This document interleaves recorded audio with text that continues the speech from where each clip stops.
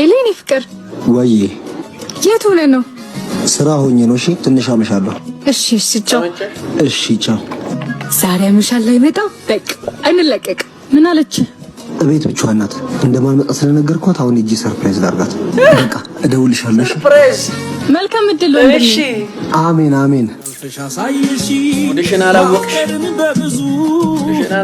ትንሹ ነገር ትልቅ ደስታ ስቦ ማያያዙ የለሽም ከቦታው ካየውሽ ከፍታ ላስረዳ ቃል ይቅርታ፣ አንዴ ብቻ ላስረዳ። እሺ ልስማሽ፣ አስረጂኝ። እንትን